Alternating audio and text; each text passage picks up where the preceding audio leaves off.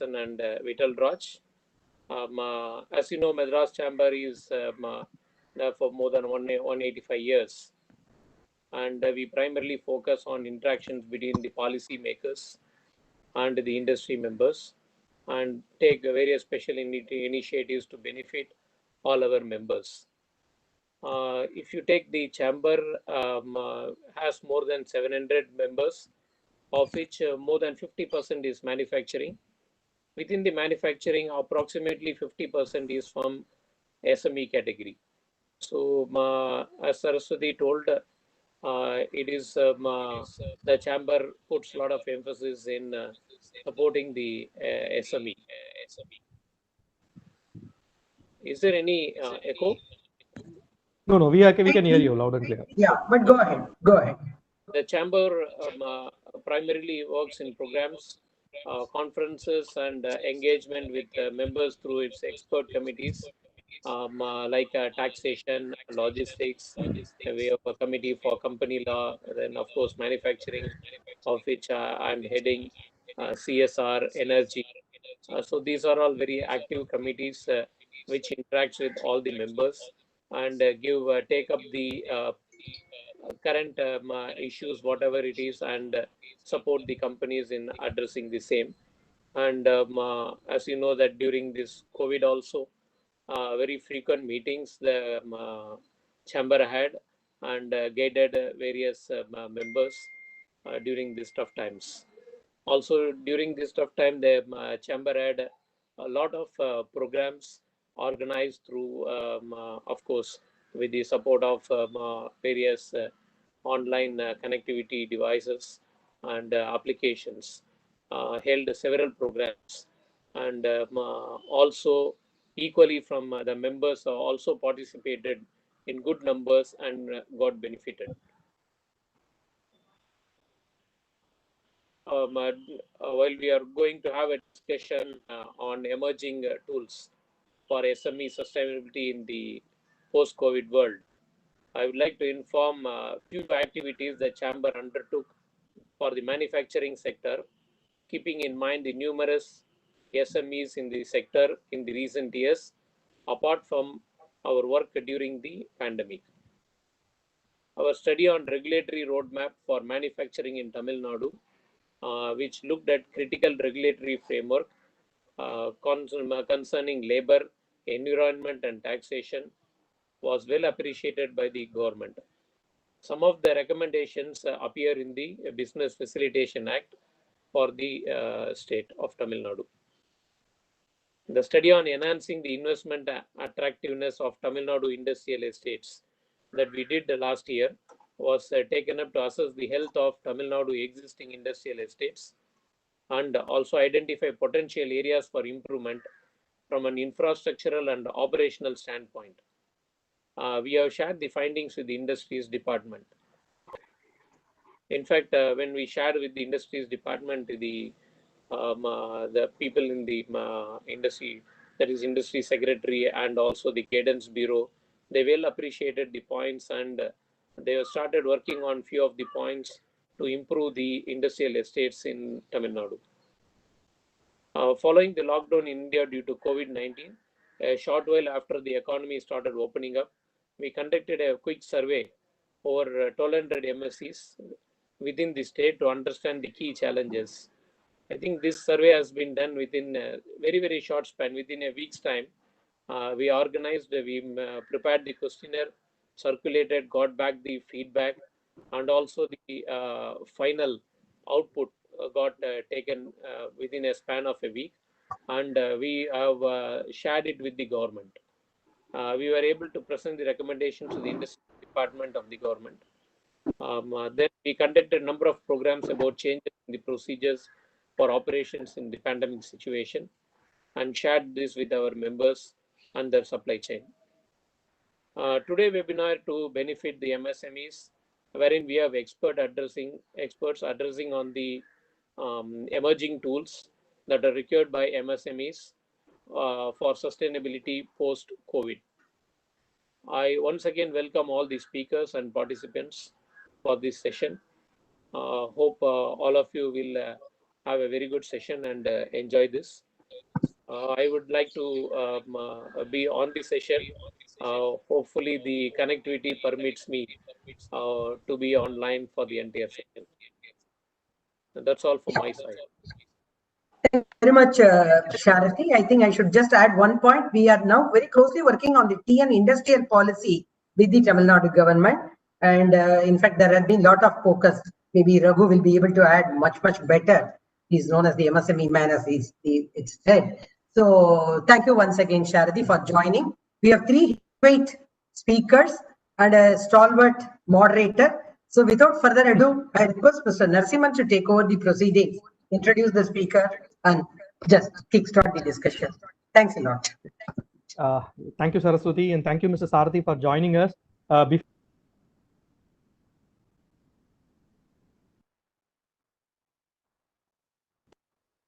odds, like, whatever they are doing it. My compliments and my congratulations for the same. Okay.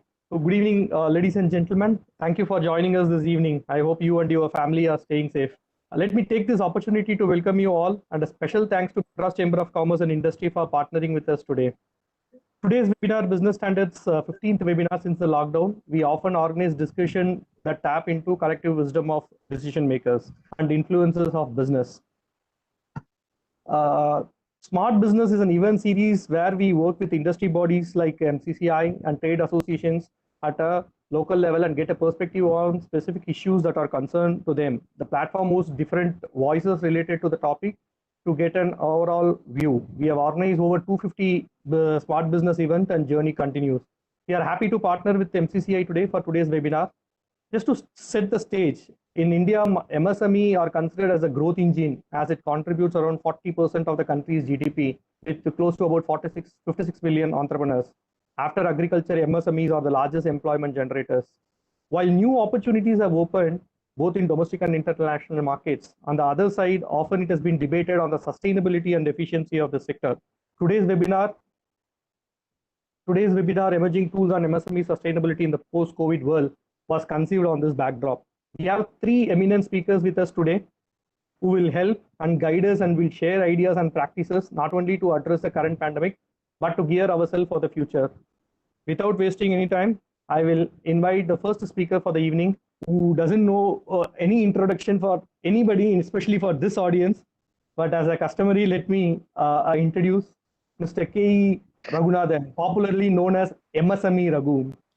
Is a multi-faced personality and has a lot of accomplishment to his credit. In fact, like if I go by all his profile, I think I need one full webinar for him to introduce him. I think so much accomplishment he made. After his engineering, he started a first-generation entrepreneur and has over 3.5 decades of experience in running an MSME unit in the solar energy space as a pioneer.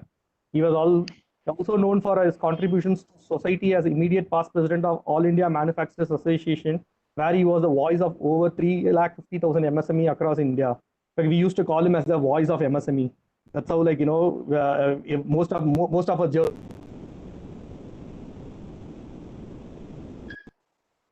Over to you, sir.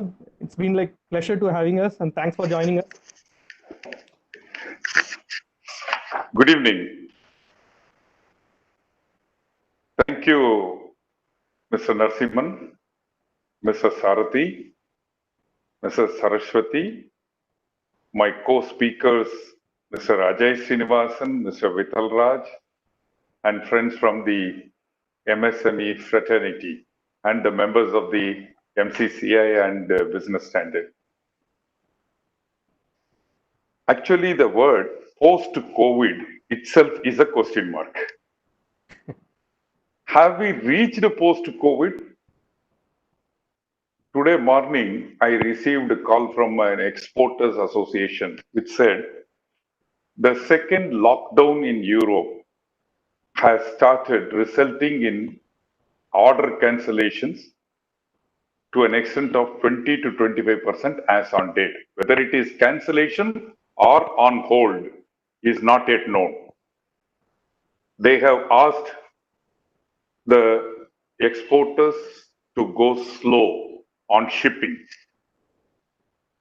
Another information from the customs house is the last 2 weeks, the container arrival from China has increased by 60%. What does it mean?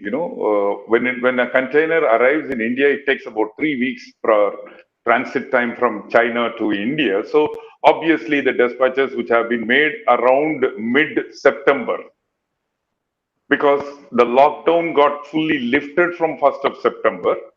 So the exporters or even the local players have sought their shipments to come back to them. And this is a scenario in which we are living today. Can we call this as a post-COVID? I doubt. We need to wait and watch on that. So let me take the case of a MSC as of now. What is the change between 20th of March and 30th of October? Let's understand that. The answer is in the very word of SME. S stands for sales, M stands for material, E stands for employment. In sales, what are we seeing now? Gone are the days where we used to physically visit the customer, explain the customer, and then secure the order. Those days are coming down because the fear of meeting people, going and traveling, freedom. So things are becoming digital platforms. Things are becoming interactions through mobile apps, online e-commerce. You all know that the 7 days of the e-commerce sale has touched about 37,000 crores. So today, the sales is mostly shifting to digital platform shifting. How equipped are the SMEs today? There are many people who don't even have a website. Now you have to upgrade yourself to become a player with digital platforms. You cannot call yourself as I don't know. You cannot become obsolete by yourself. You have to get upgraded with your knowledge platforms, especially if you want to do future business transactions. Money transactions will be digitally happening. All statutories are already started happening digitally. All business explanation, business demonstrations, business movements have to happen. Marketing, digital marketing has started. Social media marketing has started. So you need to be prepared for the word yes, which is sales. The sales transforms into digitalization. Then the word yum. What is that material has become now? 6 months of stoppage has led to us to scarcity. Secondly, we still, lot of manufacturing units depended on source from China or source from any other import materials for their manufacturing plant. So suddenly the attraction of boycotting China has come in place. Suddenly the attraction of Atmanirbhar has come in place. Suddenly the attraction of local manufacturing infrastructure readiness has come in place. Now, are we ready? But what I want is today the raw material. But what is my alternative choices? So the material has now got 3 changes. 1, sourcing. Second, costing. Third, payment terms. Today, credit system has become very difficult. People want money upfront before they deliver the material. Minimum order quantities are becoming visibly now in the SME sector. People are saying, I can't supply you. Earlier, we used to go to Ambattur Industrial Estate marketplace and buy 50 kgs of steel or 100 kgs of steel. Today, the trader is telling us, I cannot supply 50 kg and 100 kg. Minimum order quantity will be only 500 kg. So that is becoming scarce now. Another yum is money. The money has become very scarce now. Loans are available, but loan repayments are not available. See, where are we heading? 6 months of EMI moratorium came. But the last 2 months, the moratorium is not there. Do you know 42% of credit card payments have been kept on hold? Do you know 37% of second EMI has not yet been paid, which is October EMI has not come into the banking sector. So where are we heading towards? A survey done by Consortium of Indian Association revealed in 3 months back itself that the NPA in this country is likely to touch about 30% by December.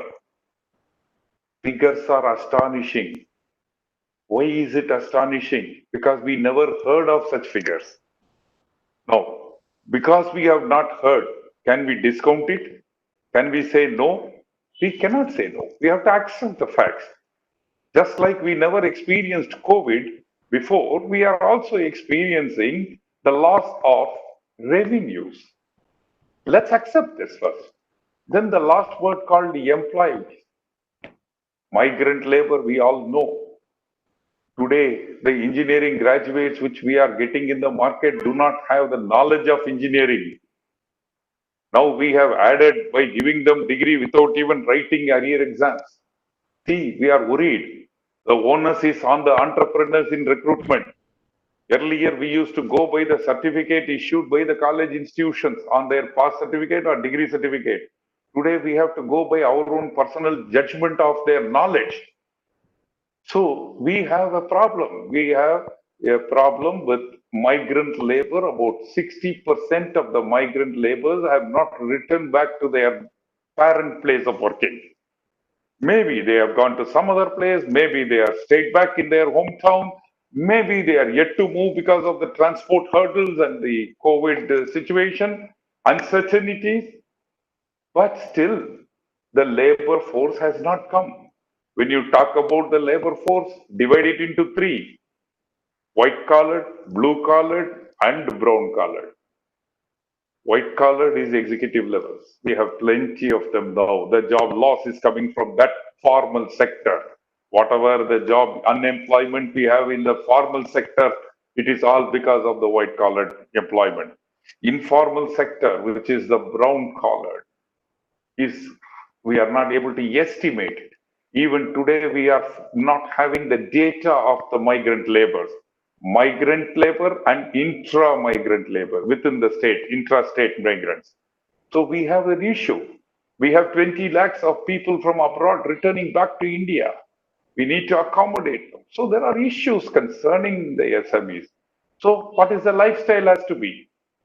Let's understand an entrepreneur, when he closes one business, he has to be another entrepreneur by opening another business. When one business closes, he has to open another 100 businesses. Opportunities are going to be galloring now. Lot of foreign companies are coming into India. Investments are coming into India. Tamil Nadu alone has signed close to 120 MOUs. So much of investments coming. So much of foreign entities are coming. I was told the Apple is going to be in future, the entire Apple products will be manufactured only from India. And that too, proudly we can say from Tamil Nadu mostly. So most of the Apple shifting is happening. I am not surprised if the consignments from China has increased. Maybe it is shifting of machines. Maybe it is shifting of raw material components, which is coming for assembly. So huge influx of foreign investments, new model business ethics has to come into the place.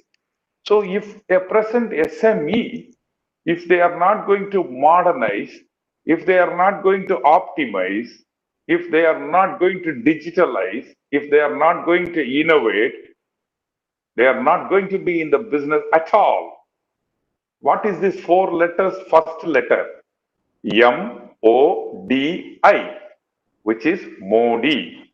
If you do not modify yourself, you are finished. So let's understand, either you change or perish.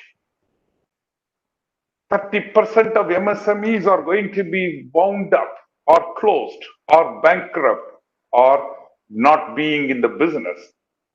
The good side of it is the balance 70% will eat the 100% businesses.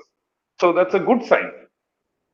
But another bad sign is the categories of MSME have been so enlarged, excepting now for some 5,000 industries, all have become MSME now. Now probably the word MSME must go and only the word called corporate must exist. All the public limited companies will be called hereafter corporates and all other companies will become MSMEs. We don't know. Lot of policy changes are coming. IBC code is changing. MSME classification is changing. Payment redressal mechanism is changing. The dues outstanding, collecting outstandings are changing. Process of tendering is changing. Up to 200 crore local purchases are coming in. So, lot of things are happening around us and we need to catch up with that. How do you catch up? So you need to be constantly taking this time to learn technology updates. But it also adds up to a lot of concerns and worries, right? 2-3 days back, what we have been hearing about Arogya Setu, we don't even know what is our technology leading us to. I hear so many intrusion of security of technology. There are a lot of payment gateway which are getting hijacked. People's money being taken away from the bank without their knowledge. I had an experience like that. Somebody swiped my credit card in the morning at 5:30 for 1.5 lakhs in buying an online material from Apple. I woke up with an SMS saying, thank you for purchase of Apple. And 1.25 lakhs has been taken away from your credit card. It took me miserable couple of days to get it back. Things are happening. So the data security is going to be a vital link. Data usage, data security, everything has to be taken into the account. So the new normal is going to be an updated version of doing business. Learn, upgrade, update, survive, and succeed. COVID has done good things to us. We'll keep doing the good things and survive to our best of our ability. Thank you very much. Great. Thank you, Mr. Raghu. Really, that's an amazing. Modi, finally, you have summarized what Modi can do. Great. Our next speaker for the evening, Mr. Ajay Srinivasan. Mr. Ajay, can you hear us? Yeah, I can hear you. Okay. Mr. Ajay Srinivasan is the director of CRISIL. He has over 17 years of experience in the field of research, financial analysis, and forecasting. He presently leads the customized research practice pertaining to the Indian automotive and banking financial services sector. He has worked closely with domestic and international clients in the customized engagements related to market assessment, opportunity identification, competitive benchmarking, feasibility assessment, and due diligence. Mr. Ajay Srinivasan has also been invited as speaker at various industry forums and has also contributed to analytical pieces done by CRISIL for industry journals. He joined CRISIL in 2003. He holds a bachelor's degree in commerce and master's in management from Mumbai University. He has also passed all 3 levels of the CFA program offered by the CFA Institute, USA. And really, like his analysis in his reports are really mind-blowing. In fact, I keep following it, I keep reading it. So, Mr. Ajay, it's over to you. Yeah. Thank you, Mr. Narasimhan, and I would like to thank MCCI and Business Standard for having me over here. Also like to accord a warm welcome to the entire audience. So I will focus a little bit on what does COVID do to credit markets in India, right? We all know that MSMEs in this country have been starved of credit. There are approximately 63 million MSMEs in the country, but only 10% of the MSMEs have accessed formal credit in any form or shape during their lifetime. Say, for example, if there are 63 million MSMEs, only 6.5 to 7 million MSMEs have access to formal credit or have taken loans from a bank or an NBFC. Now, if I look at also whether how this number has been growing over a period of time, the numbers are very, very lackluster. So if I look at last 3 years, the active loan accounts of MSMEs, they have grown by only about 4% annually. So this is even lower than the rate of growth in our GDP. And when I compare the number of MSME loan accounts and the current accounts which the banking system has, clearly there is a lot of gap when it comes to credit availability for MSMEs. And the reasons are well known. The risk perception is quite high. The cost of delivering services through the traditional institutions mechanism is quite high, and therefore it has been quite difficult for banks and NBFCs to serve underserved or unserved MSMEs historically. Now, what COVID does is suddenly it sets the clock back to zero. It enables both banks, NBFCs, as well as MSMEs to really redefine the future and look at how they are looking at post-COVID world. I agree that we cannot call this a post-COVID world. In fact, there is lots of repetition on the second. There have been lockdowns announced in Germany. Activities are restricted over there. For COVID to be truly behind us, it may take a good part of the next 8 to 9 months. None of us are the scientists who will be able to predict as to when the vaccine will come. But safely, we can say that it is not coming anytime soon. And obviously, by the time a large part of the world gets vaccinated, it will be a considerable period of time. So this being the shape, I think, of the future, MSMEs do in this scenario.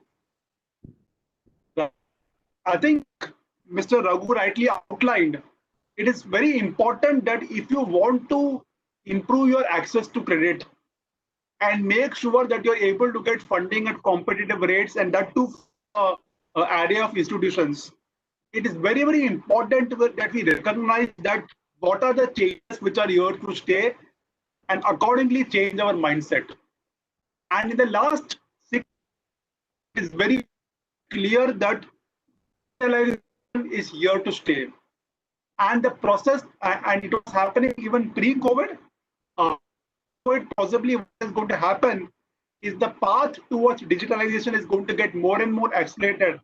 And people who do not adapt, people who do not really understand and appreciate this reality, they will be left behind.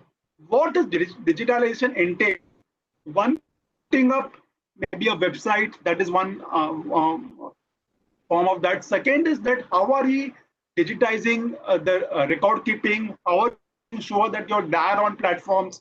So if you look at some of the numbers which an Amazon, Flipkart, IndiaMart, they are putting out, the number of sellers on these platforms are increasing exponentially.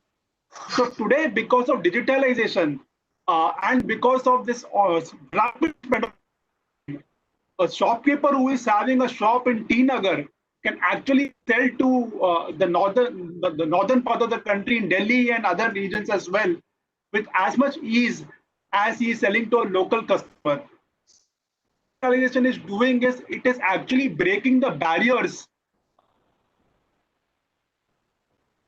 in terms of what are the customers we can serve and how we can serve. It's only a matter of the mindset to make sure that you are able to serve your target customers as efficiently in a digital world. In a post-COVID world, again, I doubt whether even once we have a vaccine and all the markets open up and you can travel freely, whether business travel will come back to the earlier levels, because today most businesses have understood the benefits of maybe coming over video conference. And so it could happen that many a times you will have to deliver sales pitches to customers, make them understand and appreciate through online platform. So are you geared from a mindset perspective to be able to do that? The technology, of course, is there, but I think the first part is that from a mindset perspective, are you really geared to really be able to channelize the opportunity which digitalization will create? The second part, I think, when it comes to credit is that how transparent, when I mean transparent in terms of the way the books of accounts are maintained, the way the cash flows are set, and the way the simple things like transactions take place. Say, for example, if all your payments are happening to digital channels instead of cash, you're using Google Pay, a Paytm, a debit card, credit card checks, or whatever mechanism of digital payments, then that itself contains a trail of records which can be used by lenders to really understand the cash flow generation ability of the business. Today, the challenge when it comes to lending is that uh, the borrower, that is an MSME, understands his business very well. But as a lender, when I'm coming to give a loan to you, then I don't understand your business as well as you understand your business.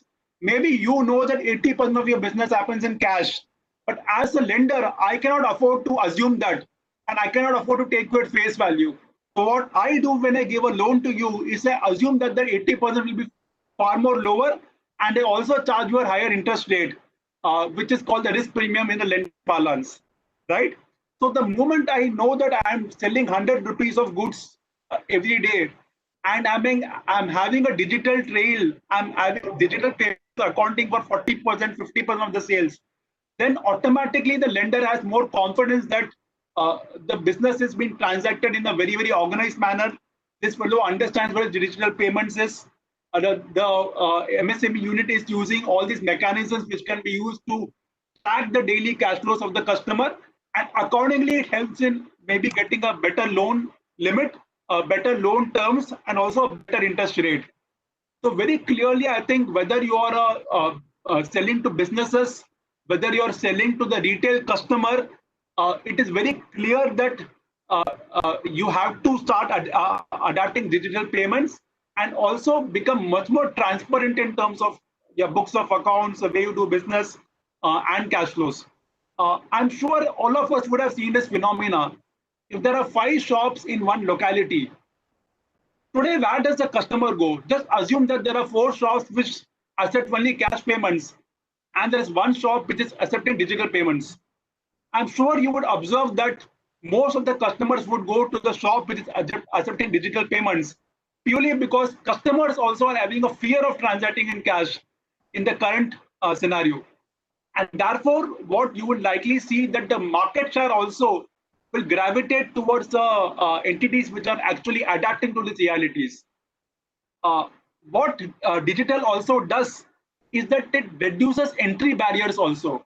Today, as a startup, I can set up a platform and say that, okay, come and buy tea from me, buy coffee from me, buy clothes from me, and I can rapidly reach out to a very large audience to digital channels. And therefore, it is very critical that we understand and appreciate that while these changes do enhance opportunities, your addressable market does widen. It also is very, very pertinent to understand that how do you really respond to some of these market changes. Now, when it comes to manufacturing, right? How many of us think that how can we become part of global supply chains, right? I will try to explain what do I mean. How can you be embedded in the supply chain of an Apple? How can you be embedded in the supply chain of a Walmart? That is something which MSMEs need to start thinking towards. And that is how I think the thinking needs to be shaped. Today, if we speak to most companies and if we speak to most importers, most large units, they're talking about China +1, which means that China will definitely be there. But in addition to China, they also need one more alternative. And therefore, you are seeing a flood of inquiries for manufacturing in India. And that time the thinking cannot be, it has to be that how do you become part of the global chains? Creditworthiness perspective, all this is from how do you improve access to credit? How many MSMEs have financial discipline, right? I think I very commonly say that as MSMEs are very knowledge of their business. They understand their customers very well, but they are very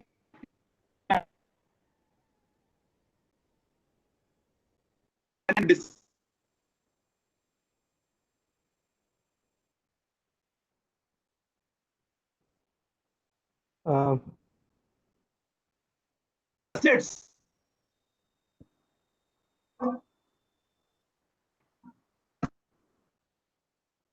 Mr. Ajay, your audio and video is having some problem.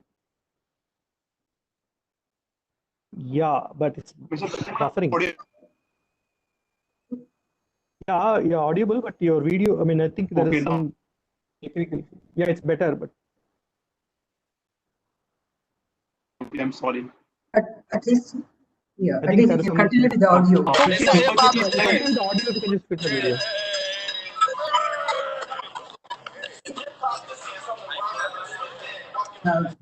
Pooja, you have to. Pooja, you have to go on mute, Pooja. Yeah, sorry, sorry for that. Mr. Ajay, Sorry, please. no problem. Yeah. So in unforeseen emergencies like COVID, which none of us could have thought through, how many MSMEs had liquidity available with them to tide over the 3-month, 4-month, 6-month period?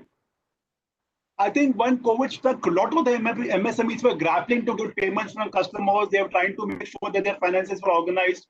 But I think what COVID should teach us is that how do we manage financial discipline? How do we make sure that we have a good sense of what are our monthly cash inflows, outflows? What are the peaks and troughs? How seasonal my business is? And how do I have a ready buffer which is liquid for unforeseen emergencies? Because that is something which will become very critical in a situation where you are trying to manage uncertainties in the external environment. It's very important that you have at the same time there is liquidity available. And we have seen businesses fail not because they are bad, but because they don't have adequate liquidity. And today, if you look at it, there are various avenues to also manage liquidity better. The government has brought changes like, say, for example, the trade receivable exchange platforms, which can be used to really discount your receivables and create a source of immediate liquidity. I think SMEs need to start thinking about as to how do they really bring about a far more higher degree of discipline in their financial management. And the other thing which I would like to point out is that because of the experience which MSMEs have in running their business, do you learn from the past failures? Do you learn from your experiences? That also gives very critical input as to how to really move going forward. Today, again, I think if you look at most of the startup founders, we see always in the headlines that startups are getting a lot of funding from VC investors and so on and so forth. But if you look at most of the startup founders, many of them would also have kind of been through some experience from the business side, from their failures, and then subsequently refine their business plan. So it's very important that we also learn from our mistakes, learn from our failures, and that again, having a digital trail of what really you have done wrong in the business, what have you done well in, helps a lot in really refining and making sure that your business model becomes more. So if I look at how the future is likely to pan out, I think notwithstanding the current scenario in terms of COVID, 6 months, 9 months, 10 months on the line, I'm positive that things will start improving and credit availability to the MSMEs will start improving. MSMEs, we are able to take advantage of this. It's up to us. There are 3-4 changes which are likely to happen because of increased data availability that toward lower cost. Maybe 3-4 years back, banks had bureau record, they had financial statement, they had bank statements. They had nothing else. Now they have GST, they have financial statements, they have bank statements, they have bureau records. There are mechanisms of checking fraud. They have digital payments data. They have behavioral data. So there is a whole host of data which is available at a lower cost. And that itself will enable more access to credit. Secondly, I think if I look at today the market scenario, lenders charge a risk premium for information asymmetry because the lender doesn't understand your business as well as you. So that risk premium also will go down. But that is provided we are more transparent about our operations, provided our books of accounts are very, very well maintained and lenders are able to get a very, very good sense of the business. We also need more partnership, more usage of technology, and all the steps which the government is taking. How of us are aware that the government is coming out with a new initiative called NBFC account aggregators. Now, the account aggregators will work is that the moment the customer gives them the consent, they will pull out all the data with respect of financial bank data of that entity and give it to the banks and NBFCs. And the banks and NBFCs in turn will use it for the purpose of their credit decisioning. So a lot of these structural issues which have plagued MSME lending, the government is trying to address. We also have a very simple mechanism today for registration of Mr. Majay, sorry to interrupt you. 1 more minute. Last 1 more minute. Sorry? Just last 1 more minute. Oh, yeah, sure. Thanks. Yeah. Thank you. Yeah. So we also are seeing that the government has also done a lot of moves. Say, for example, I spoke about REDS platform.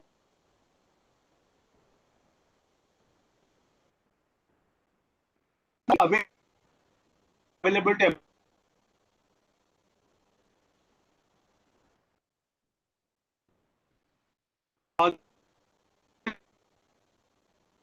register your MSME business. So today the process of registration simple with Udyog Aadhaar. So that is something which would help in actually teams. Yes, I do understand that in the current scenario where a lot of the MSME units are who are facing challenges pre-COVID and who may have been either 30 DPD or 60 DPD, for them to get access to credit is very difficult because of the fact that they were also not eligible for the emergency credit line scheme. I think if you look at a more medium-term perspective, it's very, very clear that if one brings up the structural change in the mindset, that itself and actually will be half the battle won, and it will help MSMEs improve their access to credit. Thank you. Thank you, Mr. Ajay. I think though there is some, sorry about this technical glitch. Before I call upon Mr. Vittal, our third speaker, I request audience, to post the questions if they have anything in our Q&A box. So we'll take it up like, please mention like the name, your organization, and to which speaker like you want to ask a question. Our third speaker of the day, Mr. Vittal Raj, partner, Kumar and Raj Chartered Associations. He's a fellow member of the Institute of Chartered Accountants of India. He's also done CISA, CISP, CISM, among others.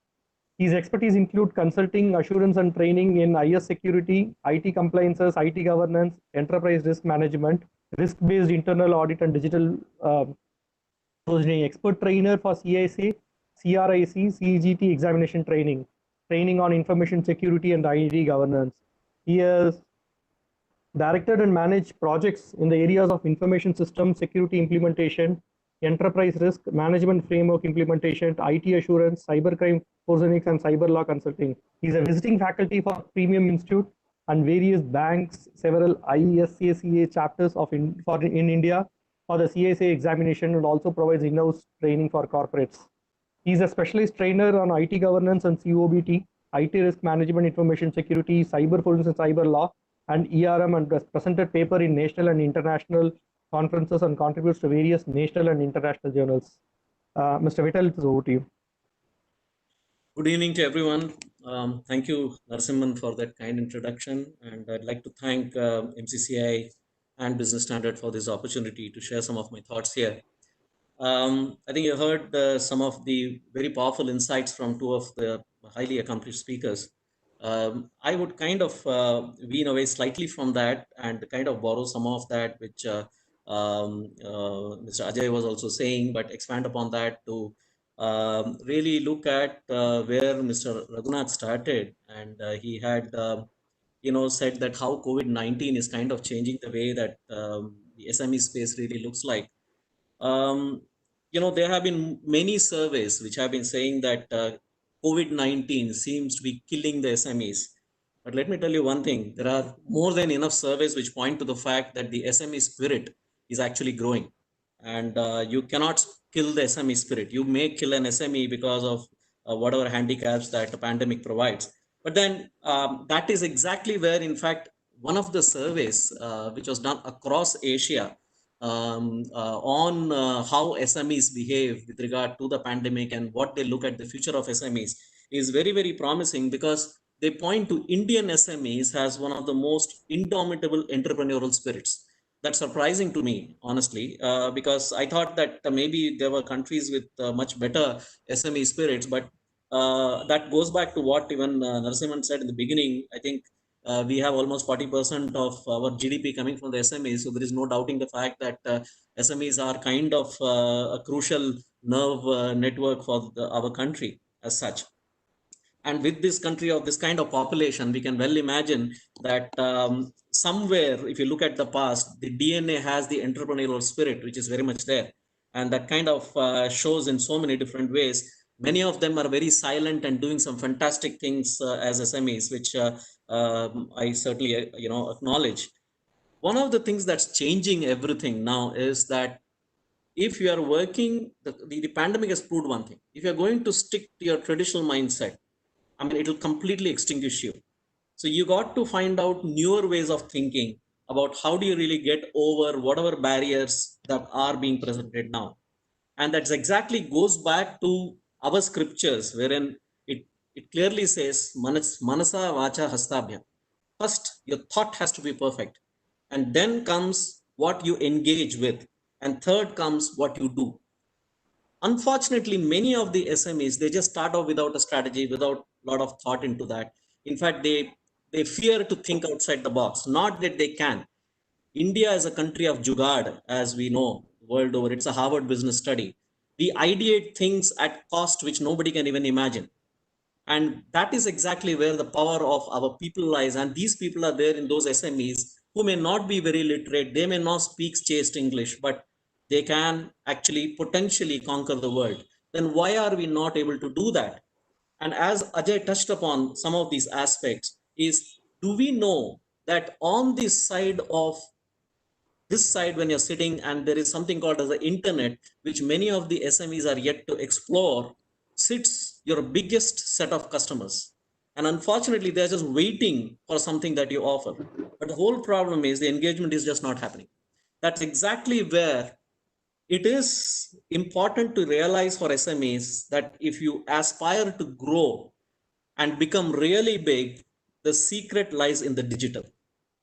And that's where it's very important to ask, if I can say, a slightly philosophical question, which Bhagavan Ramana Maharishi used to say, who am I? And when I'm saying this question, this is to you as an SME. What is your potential? Many of the Indian SMEs, they always undermine their potential. And sometimes we go wrong with, saying that, oh, let's not do GST. If it is GST, let's not, put that there. I'm not going to pay GST. Actually, these are all inhibiting factors for a growth. Look at the examples now. Now, how do we look at the examples? For you, there are umpteen number of platforms. Please let us understand, if you have to really grow your business, the first and fundamental thing is ideate. You have to think about ideas. Now, everybody doesn't get ideas. So how do I get ideas? I mean, I'm sure many of you watch all kind of things on YouTube, but do you know how many success stories of SMEs are there on YouTube? Let me give you one example. I'm sure many of you, especially the South Indians, they would have heard about a very traditional product called Bhavani Jamakala, which is a carpet, which is very, very popular product from Bhavani. You won't believe that their market was diminishing. They were kind of getting killed almost because there was not many takers for Jamakalams in the traditional markets of South India and all. So it was kind of coming down. This COVID has completely changed their perspective to it. What two things did that? Believe me, it's all just internet and WhatsApp. Now, when I'm taking names here of products, I don't mean to endorse any of the products, but then that's how people are using that. And believe me, if you go to YouTube for the paucity of time, I don't want to really talk about their entire story, but the way that they have connected to people across the country, not only country, they are now connected. Bhavani Jamakalam manufacturers are now going global. Mind you, half of them don't speak English. But what they have done is use their business sense to hire the next gen who know a little bit of English, who have the capability to how to exploit the potential of internet. And only thing they needed to do was tell me how to do it. And believe me, you will be amazed at the success stories of how they have they have been astonished themselves with the kind of growth in turnover. In fact, from Germany, there are demands for these Jama columns wherein they say, with design, can you put this design and give it to us? So there is a new thought which has emerged in this entire industry, wherein they use the tools on the internet to design new ways of how you can bring about Jama columns. And that is getting exported. So this is kind of amazing. And this is the way that, you can really use the digital to your advantage. So I think the fundamentals are very simple. A, you have to think. And how do you think? If you don't know how to think, get a tool to think. For example, your YouTube is there. If you don't understand, because the problem generally comes with most of the SMEs is, I don't understand English. You don't have to understand English. You'll be astonished to see the number of Tamilians or whichever language you are in, they posting kind of videos there. And all you need to do is just post your video that you specialize in, because we have got fantastic talent in some of the SMEs. I have seen that myself when I went to some of these SMEs. I mean, it is amazing that they have innovated in so many different ways. But the problem is they have no reach to the markets. One of the fundamental ways of really reaching across to the markets, as I said, is a simple thing like Google. When I say Google again, a whole lot of things that you can do with Google, wherein people search for something. There are people looking for your products, and there are people who don't even know that such a product exists. So that is where I think everything from Google, WhatsApp, or as even Ajay was saying, setting up your website. If you cannot set up your website, you don't know what to do. There are a lot of market exchange platforms which are available. You can connect to the customer directly. In fact, Bhavani Jamakara, many of the manufacturers supplying to other traders. Today, what's happening is customers, when they connect to them, they get that piece of the margin as well. In fact, one of the guys, what he has done is, he said everybody can become a representative in whichever city you want. There is no terms attached. You sell, I give you commission straight away. And he gives them a Google Pay code, and everybody pays through that. And believe me, the entire equation has changed. He has been getting orders wherein for the first time in his history since his lineage set up this industry, he is looking at getting more weavers. That is becoming a problem now, because many people have gone out of this weaving industry, but the demand is bringing them back again. So these kind of completely disruptive things are happening with the way that you really promote your product, or you simply just talk about it in your language. People understand, don't worry about it, and they would be back to you with whatever they want. So one of the important things, again, we have to understand is, when you go online, please understand it is business first. You don't go online just for the heck of going online, right? You first have to be absolutely clear with your business idea, but look at this potential. And that is where I said, when you do this first job of ideate and plan, most of the SMEs do not plan, or they don't know how to plan. Believe me, there is umpteen numbers of mentors who are available on YouTube, on LinkedIn, who can help you with simple advice to say, how do you go about doing that? In fact, government has set up, as Mr. Raghu was also saying, tremendous amount of machinery which can help you to really cross that barrier. There are fantastic academicians, professors who are willing to help. There are business school students who are willing to help. But the point is, unless you reach out to them, you cannot really engage with them. So it's very important to reach out to them. And that's exactly where tools like Facebook or Instagram, for example, you just put your product there on Instagram. Believe me, the kind of the traffic that you get is mind-boggling. Take simple ideas. For example, the transport business.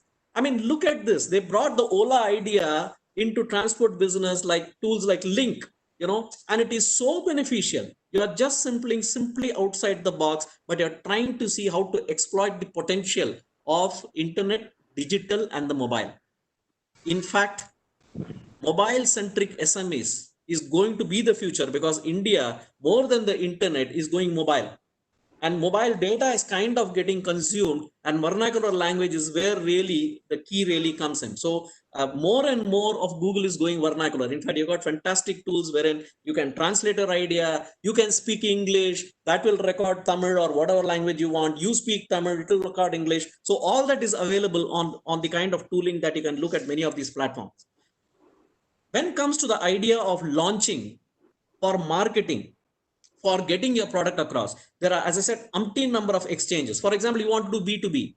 In fact, if you see India Mart, the kind of facilities that they offer, they help you to get on your product. And I have seen personally many of the small time manufacturers of plastic injection components completely finding new markets, and they are able to crash into their bastions and get business from there. So these are dying industries in a way, because plastic injection units are dying, they suffer a lot. So that is where newer kind of ideas are coming. I mean, you don't think about the need, but customer comes to the need, can you make this for me? And you say, yes, possible for me, because I have all the capability, and you get a huge order. So that is exactly where the ideation also comes up from the customer on these platforms like India Mart, Alibaba, or the kind of whatever. So you need a very clear marketing strategy. You need to reach out to the customer, but most importantly, you should know how to convert.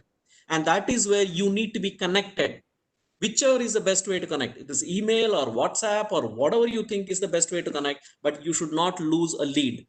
And that's exactly where your engagement really matters, wherein you engage with the customers. And that's obviously the important thing comes is money. And the kind of fintech revolution and the microfinance revolution, you can now find money. You don't need to necessarily go to say, oh, I don't have anything to give, can I really get the money? You can. And as Ajay has already he has elaborated on that, I'm sure you will get so much of insights into that. Just coming to the conclusion of what I wanted to say, please understand, it is very important to monitor your business, re-strategize, and this is job which needs to go on happening again and again and again. And for that, let us please be clear. Your most important differentiator in your business, which will help you grow big, can you guess what it is? It is not money, it is not materials, it is not people, it is information. Only if you have information, you can take the right decision. And for that, internet is the place you will find every kind of possible information exchange, interaction, everything is possible on that. So ending with this, I just want to say that, I mean, take a very simple person like somebody who was cooking at home, a housewife. She earns today 20 lakh of rupees per annum because she put herself on YouTube. And this is mentioned by the Prime Minister himself, nishamadulika.com. Okay, you just go to YouTube, she's all over there. Copying her, you have got umpteen number of people in the villages. I'm sure in this pandemic time, they have become cooks. And the first point of immediate reflection is to go to the YouTube and say, okay, what is the new recipe? And you're able to find out people who are very humble, very common, they got such a great following world over. And that's exactly where what internet can do to you. It can make you from nothing into something very, very formidable, provided you take the courage to scratch the surface of the internet. With that, I would just stop to say, I take the words of Maharishi Patanjali. He said, you become what you think. So it's very important to change the thought process if you want to really become something that you aspire for. And unless and until you see the world to say, how big can you become? Don't keep your target short. The possibilities end only when you think they end. Otherwise, they don't end. I think the tool for you or the secret for you is the word go digital. And with that, I would just like to close for paucity of time. I'll be certainly happy to take any questions. Thank you so much. Thank you, Mr. Vittal. Thank you very much. Saraswati, have you started getting questions? Because I'm not able to see the chat box here. No, I don't think people have posted. Maybe. I once again request audience, like if you have any questions, please post it in our Q&A box.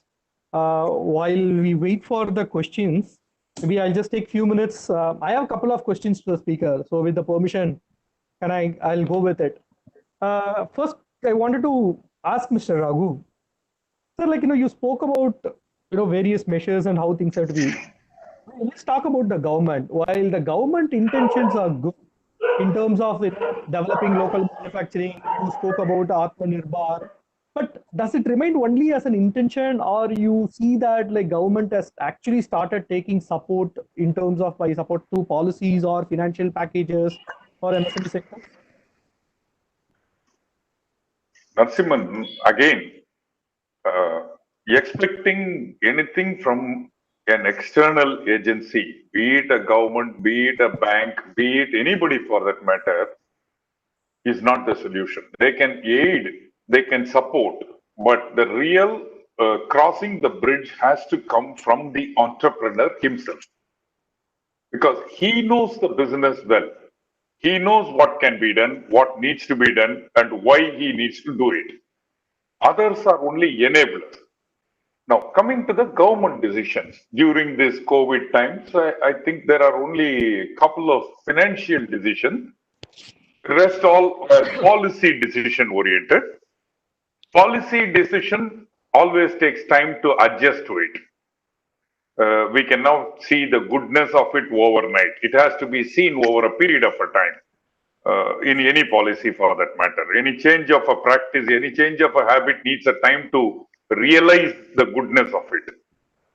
But it is painful when it is administered initially. It's like an injection, so it's painful. Those who are already crying with pains, if you have an additional injection, they will definitely scream much larger. That's why the first dose of spray is given before the pain is felt. So if you don't give the spray, then the pain is larger. That's first point. Second point is the government thinks this is what they need, but the sufferers think this is not what they need. There is a mismatch between the ground reality and what the people who are policy creators are feeling. Now, the gap is always exists. In any policy, it will always exist. Because they set a goal over next 10 years, 5 years, like the 5 trillion goal is set for 2024 by the government. I may play a role in it, I may not play a role in it as an entrepreneur. So the same way, they have an agenda, we have an agenda. The change has to come from within. And the word Atmanirbhar first amounts to you. Self-reliant. I must become self-reliant first. Then the rest will come. That's my take. Okay. So, since we are talking about the sector itself or the MSMEs unit itself, do you also see that, or do you agree with the fact that the MSME should also look at reinventing? Because, our other panelists are also talking about more from the digital perspectives. But do you see that, they should also look at reinventing themselves and come out from their comfort zone to explore, be it markets or the new solutions and start taking risks? No, again, I differ. If you say comfort zone, then there is no comfort zone for MSME at all. The necessity is the mother of invention. The COVID has pushed them to a wall where they have no choice. Now, the demand from the field will be very high. So they have to cope up with it. Now, they have realized that the price will be a biggest criteria and they will not be able to recover the same price what they were getting earlier. So the cost has to come down. And if the cost has to come down, then they have to modernize or they have to add extra features to their product if they want to have a better profitability. So this is a mother of a necessity. So they are compelled to do it. But will they be able to do it? I think we have in our Atal innovation centers, we have created about 1,000 innovation centers in this country through Niti Aayog. I think that has to now come to the forefront. That has to really help all the MSEs or micro small enterprises, handhold them, all our technical educational institution, which is equipped. Even if you take 6 crores of plant and equipment in each college, 11,000 colleges, you are talking 90,000 crore of plant and equipment in this country in technology institution. And 450,000 PhDs working as a teaching faculty. They need to come to the forefront in supporting the micro and small entrepreneur. I can cite you, if your time permits, if you permit, I can cite you an example how Chinese work. I have had the interactive schedule with them. Can I? Yeah. Fair enough. See, I met a Chinese, I was in an exhibition in Hanover Messe. I'm talking about 10 years back. And I met a Chinese guy who had come like me exploring a new product. This Chinese guy bought a new product which he saw in the exhibition and he asked the buyer, what is the price? Our seller, what is the price? He said about $20. So he took one piece and went back to China and gave it to the nearest engineering college of his. And they did the splitting of the product, creating the CAD/CAM drawings, developing the vendor, they developed the prototype, and they gave him the product at $8. The Chinese guy had all he had to do was to find the market for it, or selling for it, or the business for it. Once he got the business, then he got the support from the educational institution. Then he had the vendors readily with him who can supply the support components. So he was into a business activity. Whereas here in India, the entrepreneurs are master of all, jack of all, but master of none. That is the kind of the feeling we get. We do everything ourselves, but we are not master of anything what we do. That has to change. That has to change. Now we have to perform professionally. Understood. Perfect. That is the game. Okay. Thank you. Thank you so much for that. Mr. Ajay, if I may come to you and ask you, you spoke about the financial discipline, need to be, I mean, apart from the digital, the financial discipline, need to be one of the key emphasis if you want to access not only credit, but also at a better interest rate and a good rates. You have been tracking various sectors or various companies. Would you be able to help us with if there is a company which they go with the proper financial credit discipline, what sort of a benefits does it get? Like from your case studies, if you can just share one or two examples before and after when he gets into this financial discipline. I think important. I think it's very well appreciated that MSMEs have to grow their business, be profitable. But I think increasingly what we are seeing is that even the RBI is pushing banks. Hello, am I audible? Hello, am I audible? Yes, you are. Yes, you are audible. Please go ahead. Yeah. So the RBI has actually been pushing banks towards doing the lending based on cash flows, right? So far, if you look at the way the banks have do the lending, I mean, they look at the business, they look at the assets, and on that basis, they give a loan to MSME, and they also take a certain security against assets. Now, with more and more banks taking comfort from the cash flows, what we see is that if any business is consistently profitable from operating cash flow perspective, then we are seeing that those are able to better manage their growth on debt, giving better interest rate. Come to the business where cash flow pattern is not so well established. Let me take a simple example that we have seen numerous cases, right, of say education institutes, right? They get fees once in a year or twice in a year. So many times what we see is that when they get the fees, they are surplus with cash.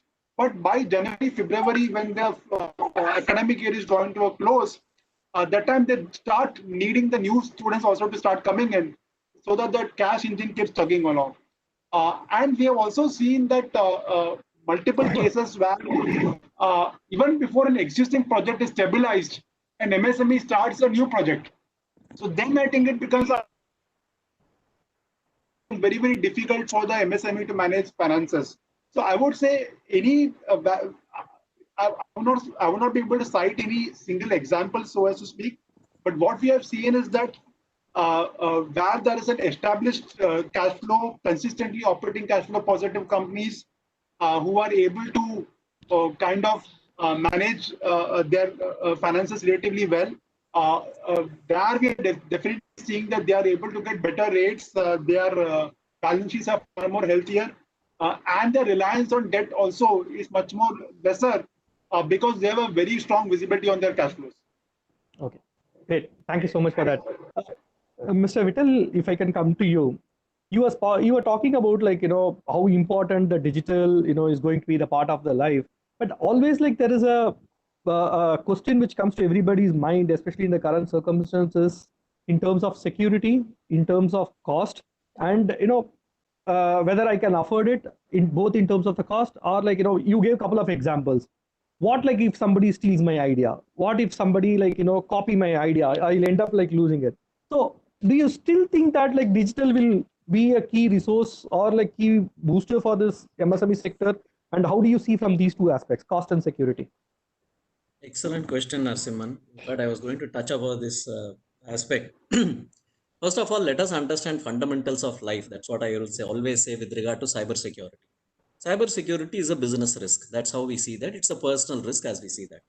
Now, going on the road, whether you're driving or walking, is it a risk or not? Even if you follow all the rules in the world, there is always a chance of getting hit. Similarly, does it mean that you don't go on the road? You need to understand the risks of what you take care that you need to take care of, and accordingly adjust the way that you conduct yourself. In which case, you know that okay, this is how I will deal with cybersecurity. If cybersecurity, if you really look at the way that we look at cybersecurity, yes, it is certainly one of the most pertinent risks, because cybersecurity is that kind of risk. Till it happens, it never seems to happen to you. The day it happens, after that, you don't live to see it. So that's the problem with cybersecurity. But does it mean that no, okay, let us not go on to the internet? It is completely unsafe. It is like I will not go on to the road because it is unsafe. So point is, you have to understand, especially as a business entrepreneur, there is a risk and reward with regard to everything. If you look at the rewards of internet, they are phenomenal, and that doesn't need to be amplified, because you can find out there's so many of them who are really grown. In fact, there are companies like Google which have grown just on internet. So there are many of them which have really done. Look at all these Swiggy services or whatever. What have they done? They simply exploited the digital, and that's how they have grown. Now, coming to the cost. See, first of all, we are still in a phase wherein most of this technology is driven on a completely different revenue model, wherein at least you and me as customers who are using it initially get it free. Now, will it remain free forever? Possibly not, because you will have to certainly pay for it at some point in time. But then let us look at a simple thing like going into a marketplace. If it can take off 50% of your costs, which otherwise you would incur, and take off 50% of your inefficiencies, which you otherwise handle, don't you think you will really think twice, saying that, okay, I'm just paying this much amount for getting this capability, which can put me at a completely different level? Hiring one employee, training that particular person, making sure you take care of all the requirements of that particular person for certain mundane jobs like basic accounting, or simply just making sure you attend to the calls of the customer, right? So this is going to cost you, and it has a lot of inefficiencies around it. Now, let us please understand, the opportunities are moving. All these jobs are not going to be there in the future. Why? Because you got AI agents which are easily available today for some paltry cost, which are very efficient, which takes care of all your requirements, and at mass scale, you can just expand at thought. So that is a capability that today most of these services offer. So I would think that in terms of cost of your digital operations, you will find it a very, very minuscule cost compared to what you can really achieve in terms of the market reach or the turnover or whatever. But all said and done, like every other thing in business, this requires thoughts, this requires strategy, this requires planning, and above all, risk-based, risk-balanced decisions. So that is how I think I'll put it. I think I answered most of your question. If not, please let me know. Thank you. Yeah, basically, you should see as an investment rather than see as a cost. Absolutely, absolutely. Because if you really look at, your entire business perspective can change because of digital. So why not explore that? If you're not exploring, something is wrong with your entrepreneurial spirit then. So that is how it would be seen as. Great. Okay. Saspreet, do we have any questions? Sorry, I think some of the points, one or two questions were there, but it is already covered in the explanation made.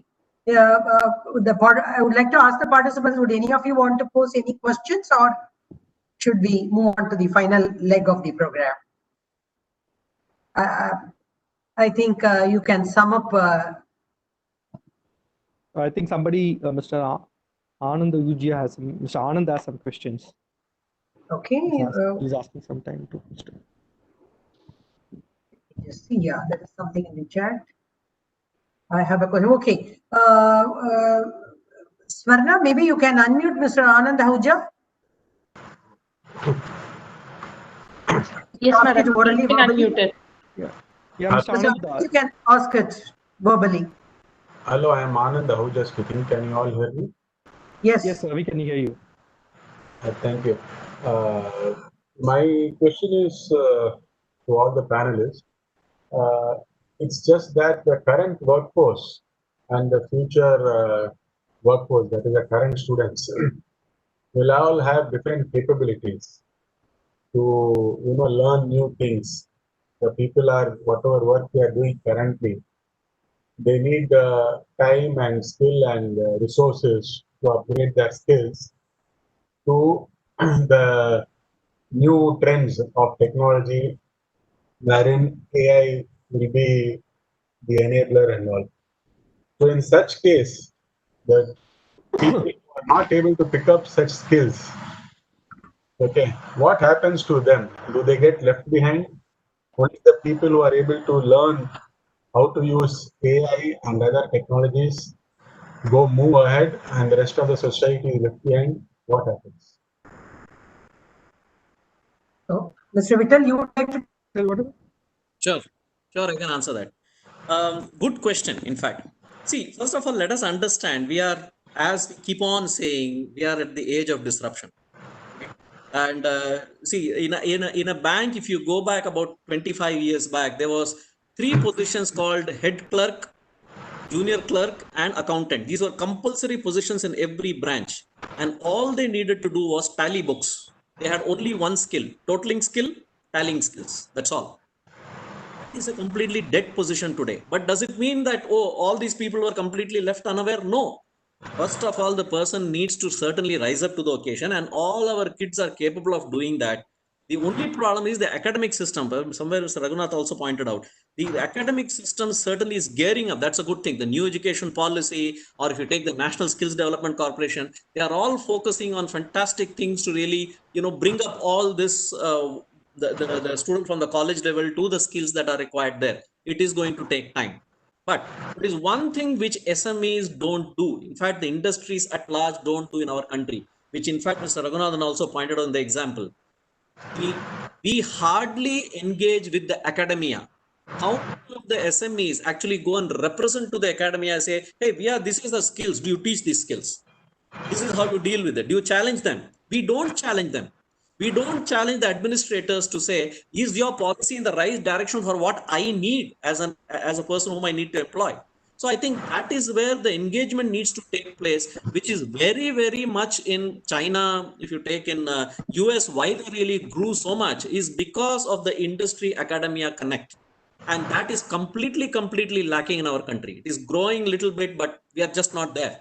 And that is the reason that what we're doing currently, the new education policy is great, but what we are doing currently is completely not aligned with what is needed when the kid goes to the market. So I think that is where the disconnect is. Good thing is it is beginning to change, but all of us have to push for this. And I'm sure, knowing the kids of this country, they will stand up to that, and they have done that. So Zoho is an example wherein you take kids from the most rural areas, but they have performed brilliantly. They have built a platform which will challenge the Googles of the world. So that represents the capability of what our kids have. So that is what I'd like to say. Thank you.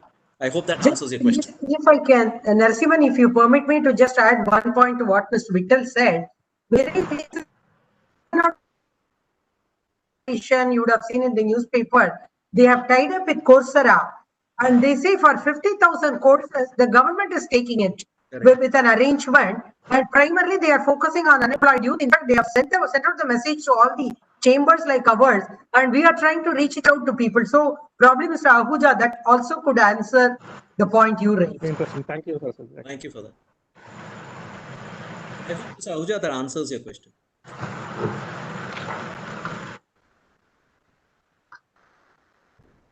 Thanks, Mr. Vittal. Mr.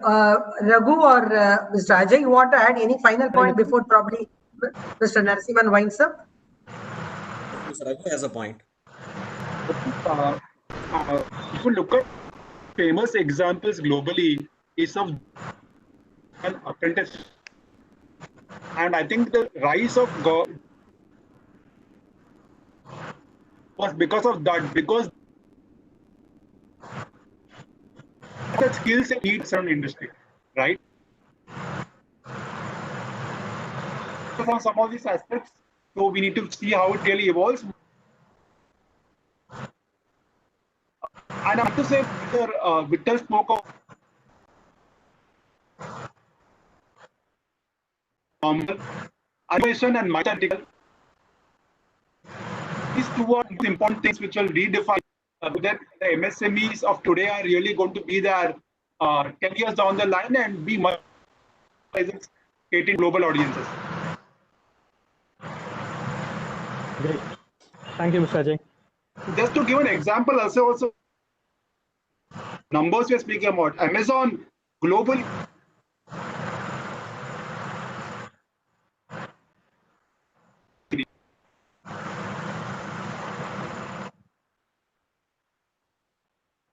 Narasimhan, if I can just add one thought.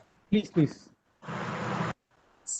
If we have to achieve the formidable 5 trillion dream that the Prime Minister has set, my personal belief is it is only the transformed SMEs that can make it happen. I don't think otherwise, if you are looking at all whatever you want to do with the existing paraphernalia, that's not going to happen. You require super growths.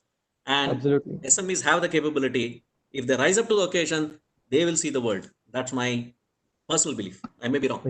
You're absolutely right. Mr. Raghunath is an expert on that, so I would leave. You're absolutely right. In the past, they have done also, like, they've raised it up and they always been supportive to the economy and the employment of. Absolutely. Okay. Anything like any other questions for our panelists? I think we are good to go. Right, Yeah. Narasimhan, you can sum up. I think, yeah. Okay, great. So digital, I think, that's the buzz which, like, end of the day, everybody touched upon. I think digital is going to stay, and we need to recognize this change. I have to see. In fact, a couple of interesting thoughts. I will start from Mr. Raghu's speech, sir. Like, you really nicely summarized, the way what, like, industry is going through and what sort of a changes it, you need to go through it, especially like the Modi effect. I'm not talking about the Prime Minister Modi, but the modernization, optimization, and digitalization and innovation. Nicely summarized, and also the challenges which you spoke about in terms of the SME. How sales are moving towards digital, and we need to understand and realize that, like, be it in terms of the material scarcity, and last but not the least, employee.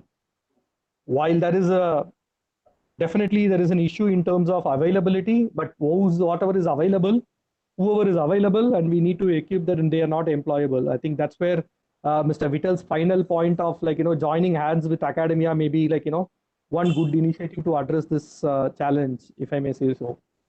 And Mr. Ajay, thank you so much. Digital transparency, that is, I think that is another key word, like, coming out from this evening. I think we have been, like, this industry has been, like, raised up to all the challenges. I'm sure, like, when it comes to this new era of being digital, this financial discipline, all those things, I'm sure, like, they will be able to rise up to the occasion. And this China plus one, for sure, if not, I don't think, like, in many of these industries, we have already reached, as equal to China, if I may say so. I'm sure, like, we will not only be, like, in plus one, we will be equivalent to China, for sure. In some cases, we will overtake them also in some cases. Vittal sir, I'm, amazing quotes, amazing anecdotes, from who not, like, from all your gurus, from spiritual to, I think he's the only person who can do that, from spiritual to, from YouTube to, from Facebook to whatnot. Nicely connected, and this interesting case studies of this Bhavani Jamakalam. Very interesting case study. Thank you so much. I'm sure, like, this mobile-centric SMEs are the future. That is another buzzword which you gave it to us, like, during this evening. For sure, again, like, our SMEs will rise up to this occasion, and they will understand, like, how important the change, the thought, like, process need. I'm sure, like, they will rise up to this occasion. Last but not the least, information is key to the right decision. I think this whole event, or like this whole evening, that's where, like, that's what we were trying to address it, by giving, like, proper information from veterans like you. Thank you once again. Thanks for taking your time. And my personal and my special thanks to all the panelists and all the audience. Last but not the least, MCCI and Madam Saraswati, and to all the office bearers who have joined from, who couldn't join. And my special thanks to Mrs. Sarathi, who joined from Sirgari. I think despite, like, having all the troubles, he managed to join us. Thank you so much, sir. Thanks for joining us. I think over to Saraswati. Oh, thank you so very much, Mr. Narasimhan. I think you have summed up